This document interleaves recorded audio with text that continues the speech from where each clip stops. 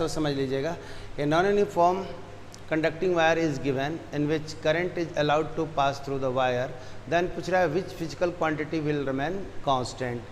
तो physical quantity में ये देखिएगा यूनिफॉर्म क्रॉस सेक्शन एरिया के वायर ऊपर में लिखा हुआ है जिसका हर पॉइंट पर एरिया कांस्टेंट रहेगा ना। तो करंट अब भी कांस्टेंट है, एरिया भी कांस्टेंट है, तो करंट डेंसिटी भी कांस्टेंट होगा, ड्रिफ्ट वेलोसिटी भी कांस्टेंट होगा, एंड साथ में करंट तो कांस्टेंट है, ये है। अब ई के बारे में बात करना है, आगे बात कर लेते हैं। अगर non uniform cross section area है तो देखिए हर जहाँ पे कट मारेंगे वहाँ पर एरिया आपको चेंज करेगा।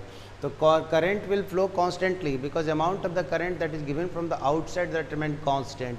So value of the current will remain same, but area of cross section is changing, so current density will change because current density is depending on the area of cross section। और ये कह सकते हैं कि area of cross section के जगह पे हम लोग रेडियस भी कह सकते हैं।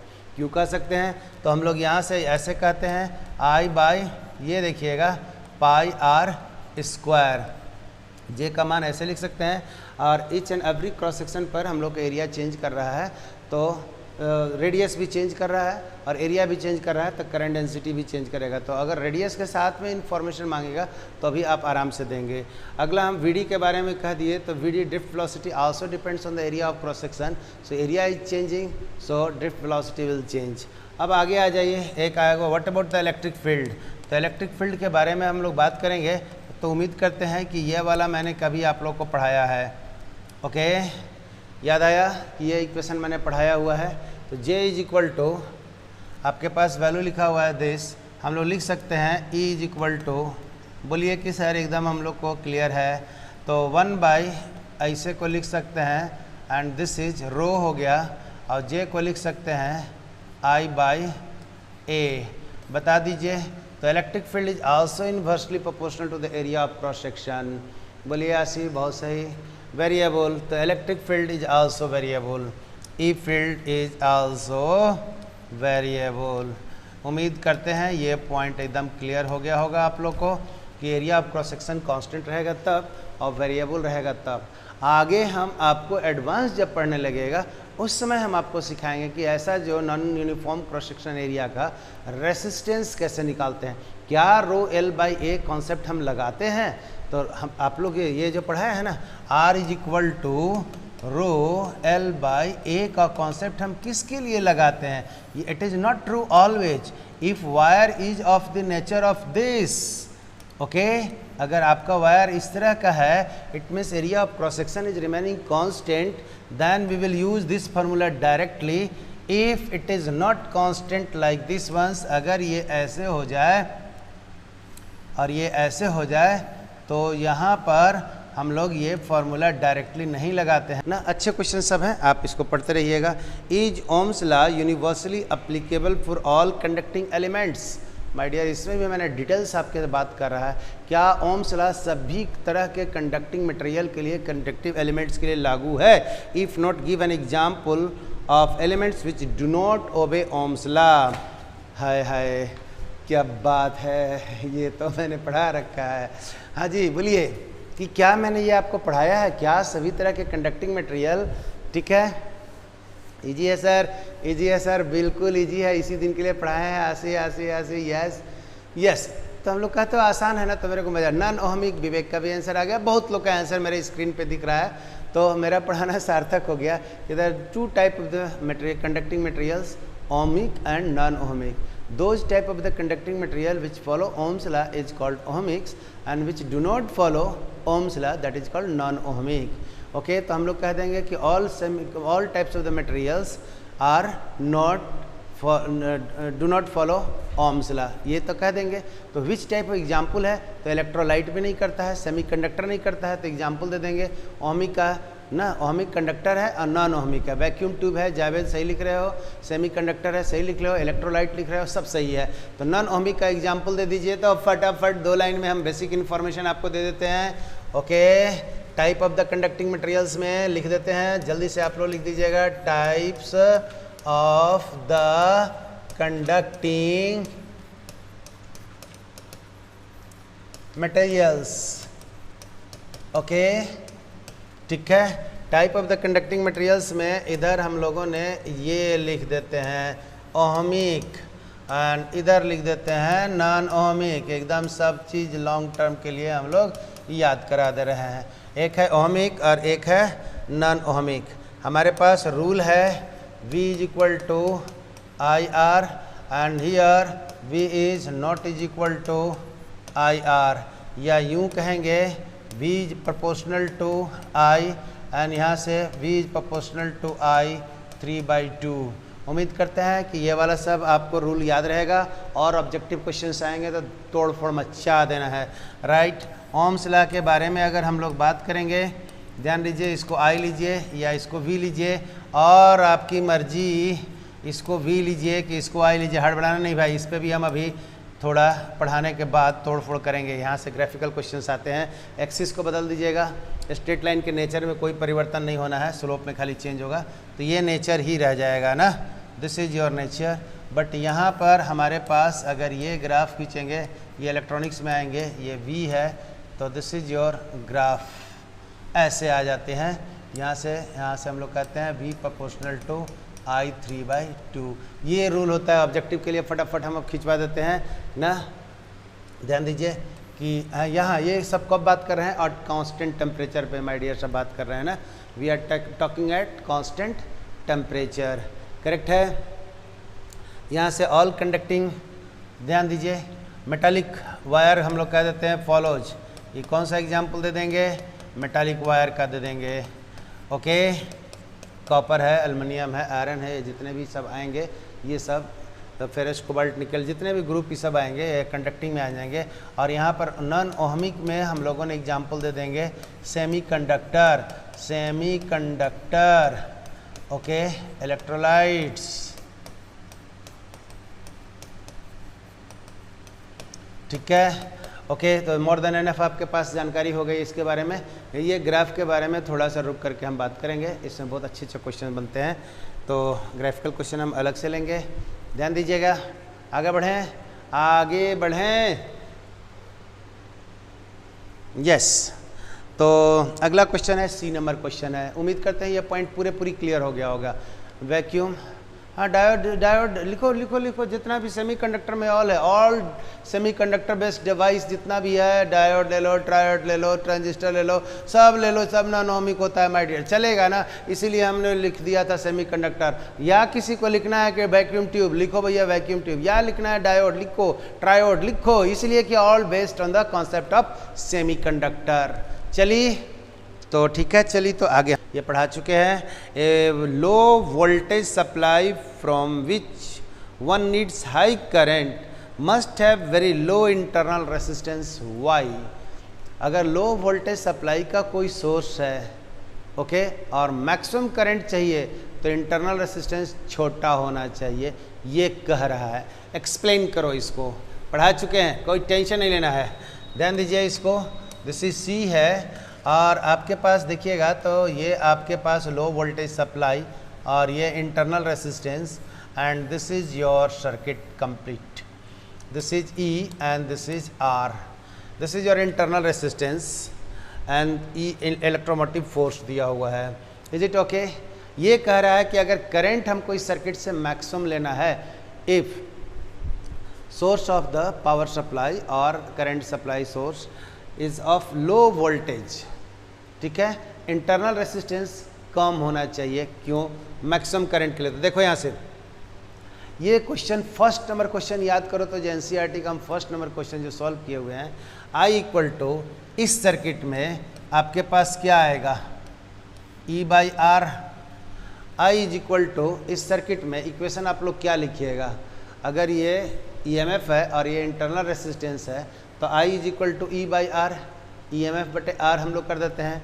अब तुम ही बताओ कि if you want maximum current in this circuit, if you want maximum current in this circuit, what this once, maximum होने के लिए E का मान फिक्स है, R का मान क्या होना चाहिए, for I to be max, for I to be maximum,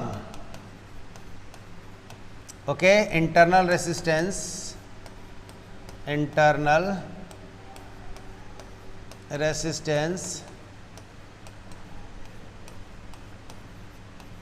should be small चलेगा। ध्यान दीजिए, रेसिस्टेंस लो होना चाहिए। हाँ पायल, बहुत for high current internal resistance should be low Javed, but it is not always true my dear. अगला क्वेश्चन वही आने जा रहा है, ध्यान रखिएगा।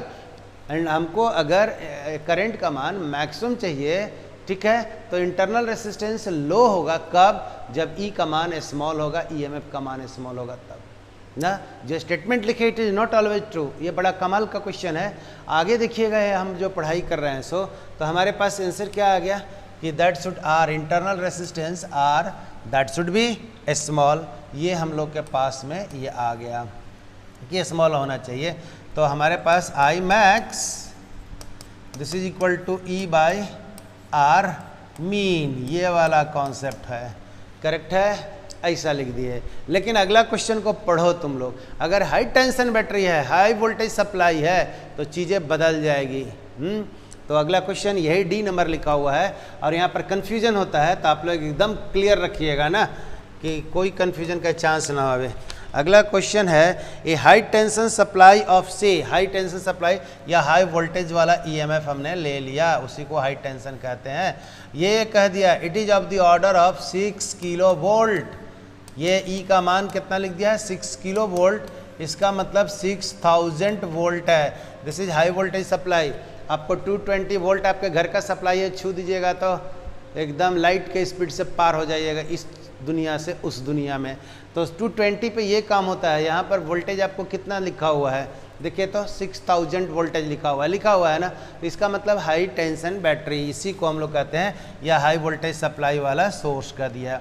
अब इसको हम लोगों ने ऐसे काम को कर दिया, तो इसमें कह रहा है ये हाई टेंशन सप्लाई से of 6 kilo volt must have very large internal resistance and why. चीज़ें बदल गया। जब ये आपका लो वोल्टेज बैटरी था, लो टेंशन बैटरी था, तो इसको हम लोगों ने इंटरनल रेसिस्टेंस स्मॉल होना चाहिए। लेकिन हाई टेंशन बैटरी हो गया तो ये वाला आर का मान, ये आर का मान ध्यान रखिएगा, इंटरनल रेसिस्टेंस का मान लार्ज होना चाहिए। अगर लार्ज नहीं होगा तो क्या होगा, समझ लीजिए कि क्या होगा। सो ध्यान रखिए, हम I इज इक्वल टू लिख देते हैं फार्मूला E बटे R, ठीक है। अगर कह देंगे if R is small then I is very large, I is very large. हाँ बोलिए सब लोग, if R is very large this implies. अगर R का मान बहुत ज़्यादा होगा, यस होगा, R का मान बहुत ज़्यादा होगा माय डियर, तो आप यहाँ पर देखो ये I का मान यहाँ बहुत ज़्यादा हो जाएगा, तो यहाँ पर जो हीट डेवलप हो जाएगा I square R into T, large heat is developed, large heat is developed due to this, due to, हाँ इसके कारण क्या होगा, due to this there is short circuit, there is short circuit और R will fuse. बात समझ में आ गया? क्योंकि आर स्मॉल है, ये है। जैसे ही हम लोग बात कर देंगे कि अगर यहाँ पर मेरे पास I निकालना है, E का मान बहुत बड़ा है, R का मान छोटा हो जाएगा, I का मान बहुत बड़ा हो जाएगा। I का मान बहुत बड़ा हो जाएगा तो हीट उसमें जो R में डेवलप होगा, इतना ज़्यादा हीट डेवलप हो जाएगा रेसिस्टेंस बर्दाश्त ही नहीं करेगा। अब बर्दाश्त नहीं करेगा तो क्या कर जाएगा, शॉर्ट सर्किट कर जाएगा या ये फ्यूज मार देगा यहाँ पर, मतलब सेल मेल्ट कर जाएगा। उस तरह से R का मान बड़ा होना चाहिए। So internal resistance R should be large. So for HT cell, high tension cell, R should be large। अब आपके पास ये क्वेश्चन इंसर्शन रीजनिंग में रहता है कि for the maximum current internal resistance should necessarily B small. For the maximum current, for the maximum current internal resistance should B necessarily small always. तो ये statement आपका सही भी है, गलत भी है। नेसेसरीली मतलब जरूरी से हमेशा आर का मान छोटा होना चाहिए, ये बात सत्य नहीं है। आर का मान छोटा होना चाहिए जब ईएमएफ का मान आपका छोटा है, अदरवाइज आर का मान बड़ा होना चाहिए। करेक्ट अल्टरनेटिव यहाँ पर सेलेक्ट करना है दो वर्ड के बीच में, choose the correct alternative. Alloys of metal usually have greater और लेस में से दो में से एक चुनना है, resistivity than that of their individual constituent elements. Okay, metal से मिला करके हम लोग एलवाइज बनाते हैं, और एलवाइज बनाते हैं उसका resistance value, resistivity value always greater होता है माय डियर। क्यों? आप लोग नाइक्रोम का तार देखे हैं ना, जो हीटर में यूज करते हैं, आयरन में यूज करते हैं, गीजर में यूज करते हैं। ओके, वो एक तरह से सिर्फ आयरन का नहीं बना रहता है, ग्रेटर होते हैं। तो फर्स्ट वाला क्वेश्चन के आपके पास रेसिस्टिविटी कितना होगा? ग्रेटर होगा। एलवाइंग एलिमेंट डाल करके हम लोग रेसिस्टेंस को बढ़ा लेते हैं, मेल्टिंग पॉइंट भी बढ़ा करते हैं। ओके, जैसे नाइक्रोम में है निकेल है, क्रोमियम है, कार्बन है, आयरन है, ये सब हम लोग नाइक्रोम में लेते हैं, जो हीटर का तार लेते हैं।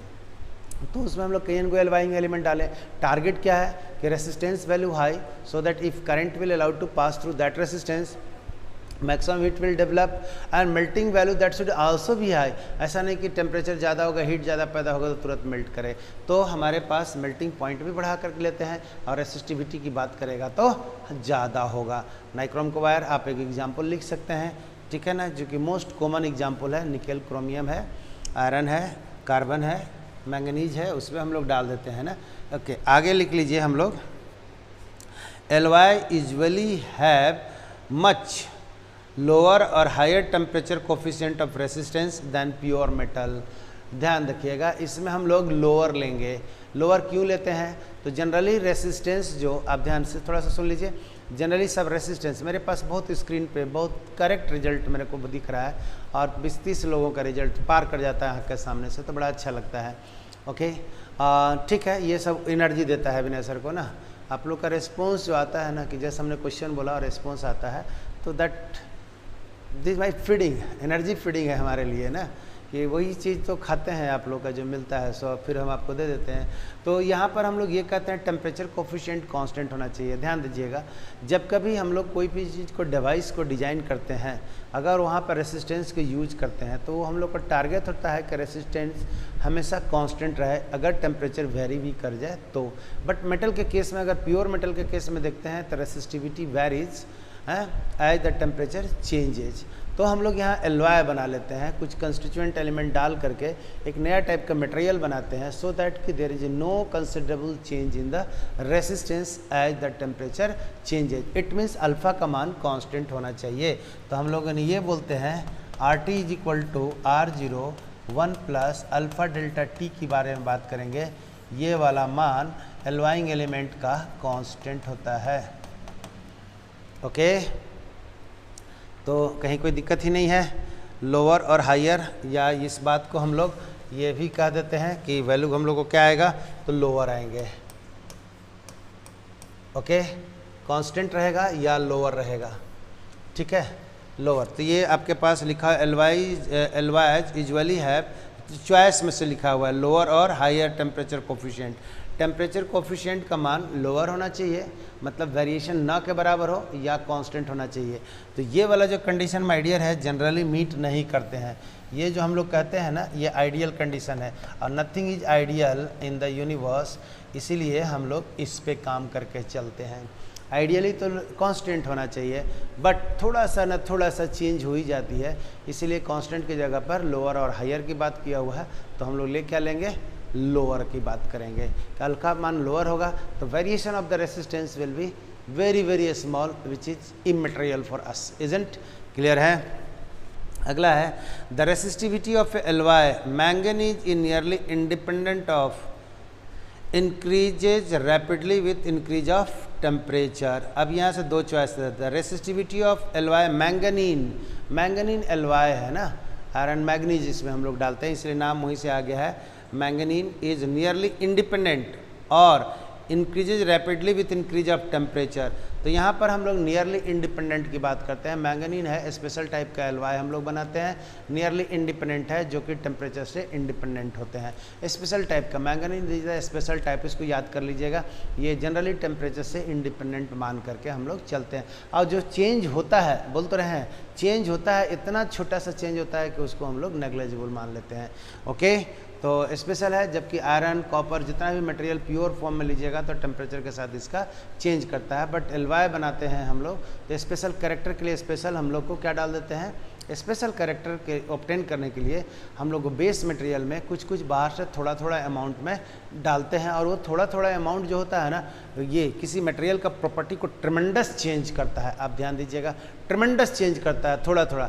आयरन में जो हम लोग एलॉइंग एलिमेंट डालते हैं 1%, 1.5%, 0.5%, 6%, 2% इस तरह से डालते हैं।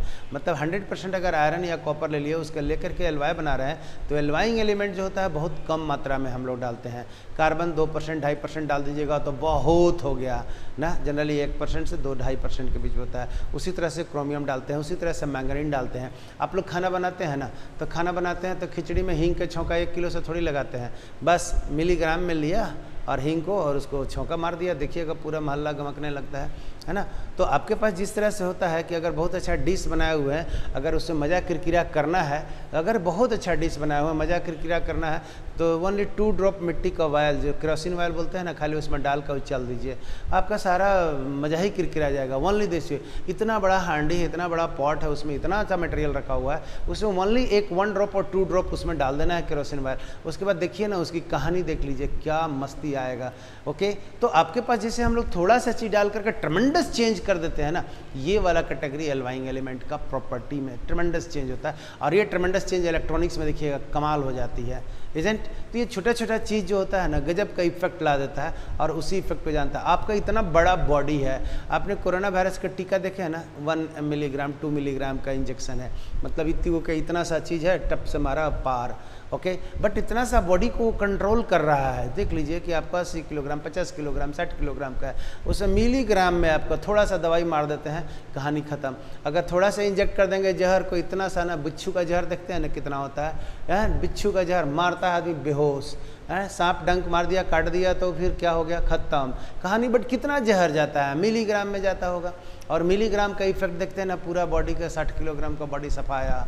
तो आप समझिए कितना इफेक्ट आता है छोटा सा अमाउंट का। This is what, a small thing change into the big thing. हाँ, small thing spoils the big things. Okay Aman, तो सही है। एलॉइंग एलिमेंट इसी तरह का कैरेक्टर को रखता है ना। कैसे होता है, मैकेनिज्म पढ़िएगा तो कमाल की बातें हैं, है ना। आप पढ़िएगा आगे, धीरे धीरे धीरे हम लोग आगे आगे बढ़िए रहे हैं। अगला हमारे के पास में क्वेश्चन है द रेसिस्टिविटी। अगला तो ये बी नंबर क्वेश्चन भी हो गया, दिस इज ए था आपके पास, ये आपका बी हो गया एंड ये आपका सी हो गया ना। हम लोगों ने लिखा क्या, द ठीक है ना, resistivity of the alloy element manganese is independent of temperature ना, इज इंडिपेंडेंट। ओके, ठीक है ना, independent of, nearly independent of temperature.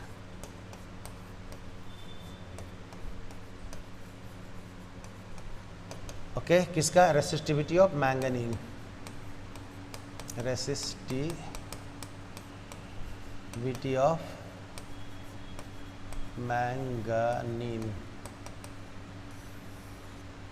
Okay, D आपके पास है, the resistivity of a typical insulator amber is greater than that of a metal by a factor of, okay, the resistivity हम लोग के बात करते हैं, रेसिस्टिविटी ऑफ अंबर। अंबर जिसको हम लोग लासा कहते हैं हिंदी में, amber is greater than that of the metal. एकदम सही है, दैट ऑफ द मेटल। और ये कितना फैक्टर से होता है, the resistivity of amber to the resistivity of metal का बारे में बात करेंगे तो 10 to the power 22, okay, is greater than that of metal by a factor of the order 10 to the power 22। एकदम एगो इंसुलेटर है, एगो एकदम आपका कंडक्टिंग मटेरियल है। तो this factor resistivity of a amber is greater then the metal by the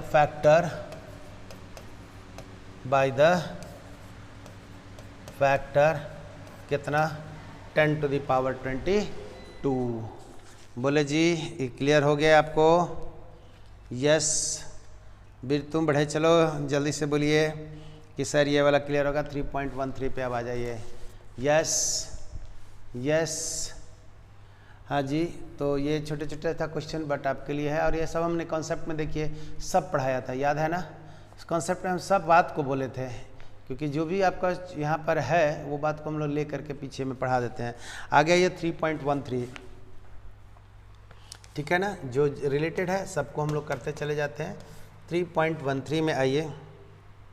the number density of free electrons in A copper conductor estimated in the example. चलिए भैया, ये नंबर डेंसिटी दिया हुआ है free electron का copper में 3.8 point है ना। देखिए यहाँ से लिखा हुआ क्या है, 8.5 into 10⁻28 per meter cube. How long does an electron take to drift from one end of the wire?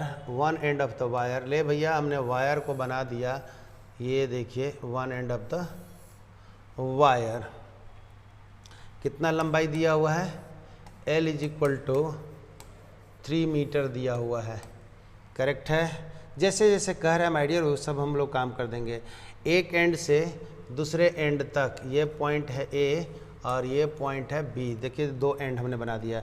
The area of cross section of the wire is, area of cross section of the wire, ये area का मान दिया हुआ है, देखिएगा 2.0 into 10⁻⁻6 metre square and it carry a current of, ताकि जी current जो आपके पास जा रहा है, this is carrying a current of, I का मान आपको लिखा हुआ है my dear 3 ampere. Okay, and साथ में इलेक्ट्रॉन जो ड्रिफ्ट करेगा ऐसे। ओके, मतलब अगर A से B तक करंट का डायरेक्शन को हम ले लेंगे तो B से A तक इलेक्ट्रॉन ड्रिफ्ट करेगा, तो B से A तक इलेक्ट्रॉन को ड्रिफ्ट करके आने में कितना समय लगेगा, ई क्वेश्चन पूछ रहा है। How much time electron will take to drift from the point B to point A और one end to other end, यही क्वेश्चन है। ओके, अब ये बताइए, कैन एनीबॉडी से कि ड्रिफ्ट वेलोसिटी इज कांस्टेंट और वेरिएबल? जल्दी से बता दीजिए कि ड्रिफ्ट वेलोसिटी कांस्टेंट होता है किसी टाइप के कंडक्टिंग मटेरियल में, या वेरिएबल होता है? बताइए तो। Area of cross section constant है यहाँ पर, तो ड्रिफ्ट वेलोसिटी का मान दिव्या थोड़ा सा सोचो, ड्रिफ्ट वेलोसिटी का मान हमारे पास क्या आएगा? साइस्ता प्रवीण, यस कांस्टेंट होता है माय डियर। क्यों कांस्टेंट होता है? तो आप यहाँ से देखिए, अगर ये एक जो कंडक्टिंग वायर है टेपर्ड रहता या area of cross section change करता तो चेंज करता, अभी हमने पढ़ लिया था। Otherwise drift velocity VD that is given by I/NAE होता है, very high, but drift velocity is very very low. इस पे हमने काफ़ी किचकिच कर रखा है। ओके, तो हम लोग यहाँ से कह देंगे ड्रिफ्ट वेलोसिटी का मान कितना है? I/NAE। अब बताइए कि सब का मान दिया हुआ है। I का मान दिया हुआ है 3 एम्पियर, N का मान नंबर डेंसिटी दिया हुआ है 8.5 इंटू 10⁻28, ये लिखा हुआ है माय डियर, आपको दिमाग नहीं लगाना है। 2 इंटू 10⁻⁻6 इंटू इलेक्ट्रॉनिक चार्ज है 1.6 इंटू 10⁻⁻19। Cut it. थोड़ा सा आप लोग कैलकुलेशन करें तो इसको आप लोग कैलकुलेशन कीजिए, कोई दिक्कत ही नहीं है। आपके पास यहाँ देखिए 28 पावर है और ये वाला -6 है और -19 से इसको जोड़ दीजिए तो -25 हो जाएगा, फटाफट निकल रहेगा। देखने से है बड़ा लग रहा है बट है तो छोटा सा चीज़। जल्दी से हमको निकाल करके बताइए कि sir we are getting this. तो आपके पास अगर ये कर देंगे तो आपको ऐसे आ रहा होगा 3 डिवाइडेड बाय, यहाँ से वैल्यू है 8.5 इंटू 2 इंटू 16 इंटू, ये देखिएगा पावर वाले को एक साथ में हम लोग कर रहे हैं तो दिस इज 10⁻3 ऐसे आ गया होगा। इसको देखिए, अगर इसको हम लोगों ने बात करेंगे तो ये 0.85 कर देंगे तो यहाँ पर पावर 4 कर देंगे और 0.85 कर देंगे और 16 दूनी 32 और यहाँ से पॉइंट का मान आ जाएगा मतलब ये वाला वैल्यू भी 3 से कम आने वाला है। करके देख लीजिए। Yes yes yes yes yes, कल जल्दी से कैलकुलेशन करके देख लीजिए माय डियर। ये देखिए ये 3 से थोड़ा सा कम आएगा, ये 3 के पास में रहेगा ना। 3.2 यहाँ पर हमारे पास देखिएगा वैल्यू, ऐसे अगर बात को कर रहे हैं थोड़ी सी अरेंज हम लोग कर देंगे तो यहाँ पर हम लोग ले लेते हैं 0.85 इंटू 32 इंटू, ये देखिएगा जस्ट समझिएगा यहाँ पर ऐसे कर दिए, ये वाला मान आपको मल्टीप्लाई करके देखिए ना। 0.1 अगर लेते हैं हम लोग तो 0.3 आता, और यहाँ से हमारे पास वैल्यू जो आ रहा है 3 और नीचे में है 32, तो वैल्यू आपके पास 1.1 इंटू 10⁻⁻⁴ मीटर पर सेकेंड। चेक कर लीजिए कैलकुलेशन करके, आराम से कीजिए कैलकुलेशन, कोई दिक्कत ही नहीं है। ठीक है, 0.85 है, मल्टीप्लाई कर लीजिए और देखिए इसको थोड़ा सा, ये 3 से थोड़ा सा कम आएगा और ये आपका बात बन जाएगा। ओके, हमारे पास ये देखिएगा ऑलरेडी हम ड्रिफ्ट वेलोसिटी के बारे में पढ़ चुके हैं कि 10⁻⁴ या 10⁻⁵ मीटर पर सेकेंड के ऑर्डर में आता है। थोड़ा सा इधर लगाइए ना, थोड़ा सा लगाइए ना कि सर ये तो लिखा रखे हैं आपने, हमने ये बनाया तो भी आया 1.1 इंटू 10⁻⁴ मीटर पर second. Is it okay? Calculation करके देखिए, आपके साथ में है, आपको रफली हमने बता दिया, पावर मैनेज कर ही दिया है। जस्ट यहाँ वाला दशमलव को इधर हमने कर दिया तो यहाँ 4 कर दिया, इसको ऊपर ले गए, बाकी डिवाइड कर दीजिए। विल गेट इट, रफली वी हैव गॉट इट। कितना वैल्यू आ गया? This one. अब आप लोग बताइए हमारे पास कितना लंबाई दिया हुआ भैया, लंबाई कितना दे, एल का मान 3 दिया हुआ है, ड्रिफ्ट वेलोसिटी मिल गया और ड्रिफ्ट वेलोसिटी का मान कांस्टेंट होता है। तो ये बताओ कि यहाँ से यहाँ तक मेरे को चलना है, ओके, इलेक्ट्रॉन को यहाँ से यहाँ ड्रिफ्ट करना है, एल का मान दिया हुआ है 3 और ये ड्रिफ्ट वेलोसिटी के मान कांस्टेंट है, तो टाइम के लिए क्या कह देंगे, V D is equal to constant जिसका कि मान मेरे पास निकला हुआ है। बोलिए, V D is equal to constant जिसका कि मान हम लोग को निकला हुआ है। तो बताइए, टाइम इज इक्वल टू हमारे पास एल बाई वी डी लिख देंगे, कोई दिक्कत ही नहीं है। एल का मान है 3 मीटर और वी डी का मान है 1.1 इंटू 10⁻⁴।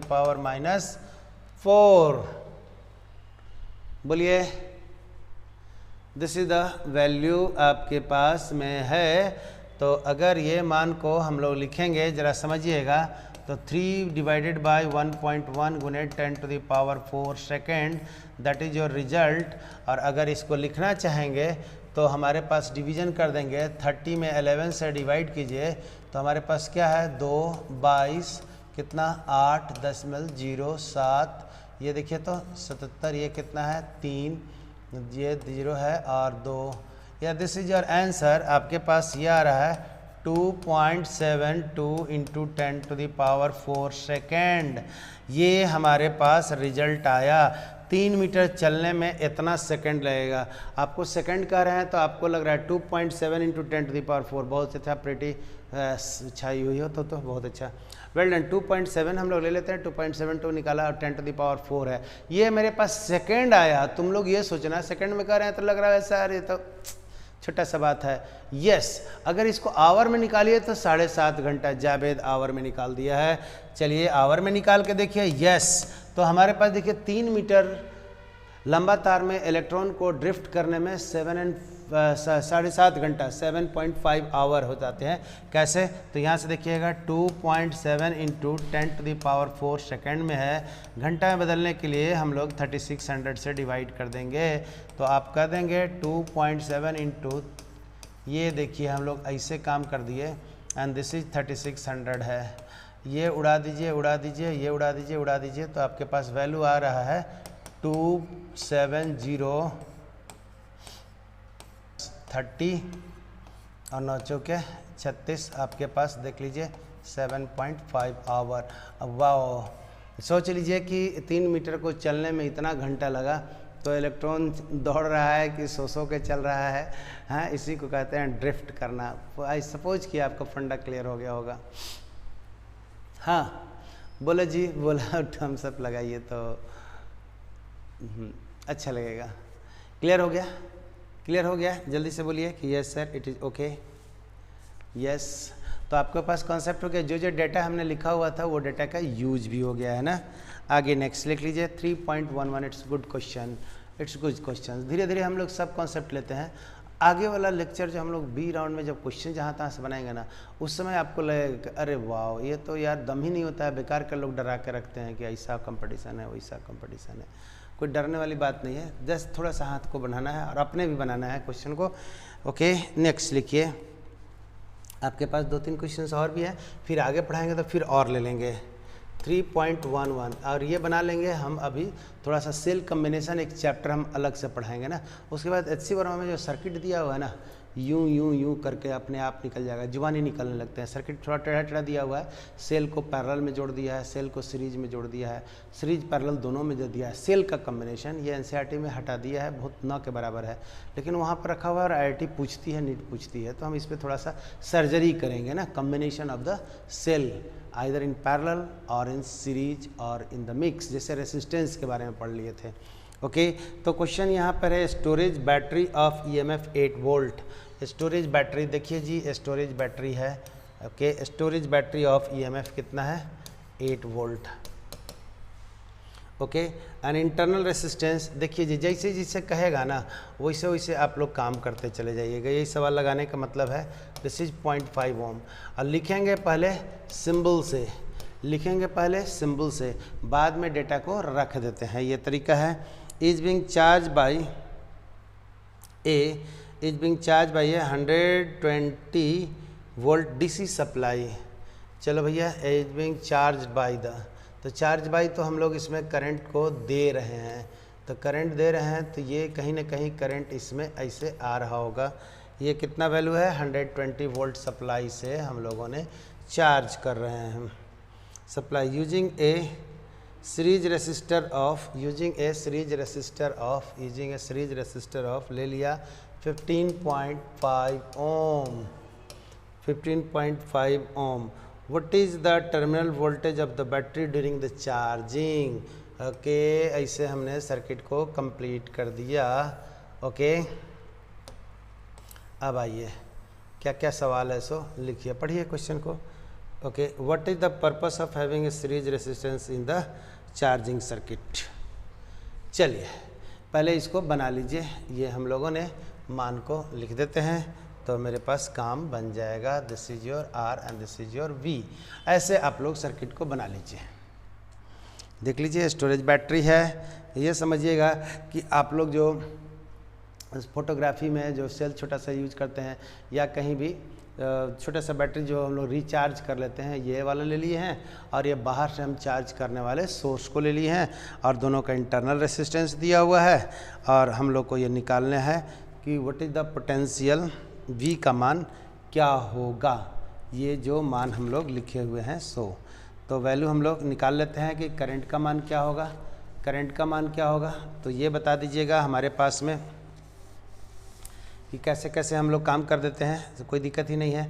अगर ये करंट के बारे में बात करेंगे तो ध्यान दीजिएगा, इसका टेंडेंसी देखिए हम लोगों ने देखिए ऐसे करंट देने का होता है, प्लस से माइनस की ओर निकलता है और ये वाला 120 वाला वोल्ट करंट दे रहा है, इसलिए हमने ऐसा कर दिया।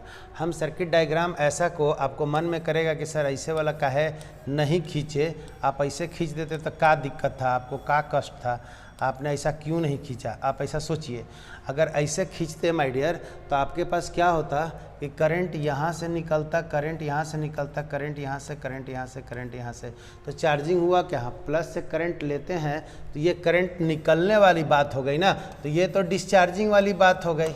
करंट हम देंगे तब ना चार्जिंग वाली बात होगी, यहाँ पर करंट ऐसे आना चाहिए तब ना चार्जिंग होगा। तो ऐसा करंट आने के लिए हम इसको पलट करके लगाए हैं। अब बात समझ में आ गया कि आप ऐसे भी सोचने के लिए फ्रीडम है, बट यहाँ से तो करंट निकलने वाली बात हो गई, करंट एंट्री मरवाना है, तो ये वाला हायर वोल्टेज को हम प्लट को पॉजिटिव से जोड़ देंगे तो मेरे पास चार्जिंग शुरू हो जाएगा। अगर ऐसा नहीं करेंगे तो करंट मिलके ये दोनों बैटरी जो है, ये दोनों बैटरी अगर ये वाला 2 नंबर वाला हम जोड़ेंगे तो दोनों बैटरी मिल करके रेसिस्टेंस में करंट फ्लो कराएगा। इज इट क्लियर कि हम ऐसा क्यों नहीं लिए, ये समझना जरूरी है। सर्किट में हम ये सोचने के लिए फ्रीडम है और सोच भी सकते हैं, लेकिन आपका आंसर गलत आएगा, क्योंकि चार्जिंग के लिए कॉन्सेप्ट क्या कि यहाँ बाहर से हमको करंट देते हैं पॉजिटिव टर्मिनल पे। ये फिनोमेना ई और वी वाला में पढ़ा रखे हैं। हाँ तो बनता है, अगर हाँ बनता है तो ये बताइए कि दोनों का पोटेंशियल में एडिशन करें या सब्ट्रैक्शन करें। हाँ तो बनता है अंडरस्टूड सर, वेरी गुड। ये बताइए दोनों का पोटेंशियल को एडिशन करें या सब्ट्रैक्शन करें? ये जो हमारे पास है सब्ट्रैक्शन, सी, वेरी गुड। जिस एनर्जी से पढ़ रहे हो तो हम लोग आई का मान सब लोग जानते हैं कि टोटल वोल्टेज बड़ा वाला वोल्टेज में से छोटा वाला वोल्टेज काहे का बड़ा वाला से निकल के छोटा वाला पे जा रहा है। छोटा वाला इधर देना चाह रहा है और बड़ा वाला ऐसे दे रहा है। बड़ा वाला ज़्यादा है इसीलिए बड़का में से छोटका divided by total resistance. Circuit जब सीरीज में हो जाता तो यही ना पढ़ते हैं, total EMF divided by total resistance divided by total resistance, this is equal to 15.5 plus 0.5, correct. and this is equal to 112 divided by 16 and I का मान हमारे पास ये वैल्यू आ गया होगा। जल्दी से बोल दीजिए 7 ampere. Okay, this is your 7 ampere. हाँ जी जल्दी से बोलिए, जल्दी से बोलिए।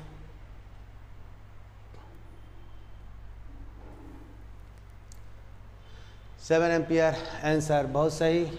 अब अगर हमारे पास बोलेगा कि इसका टर्मिनल वोल्टेज क्या है, what is the terminal voltage of the charging cell, नीचे लिखिएगा टर्मिनल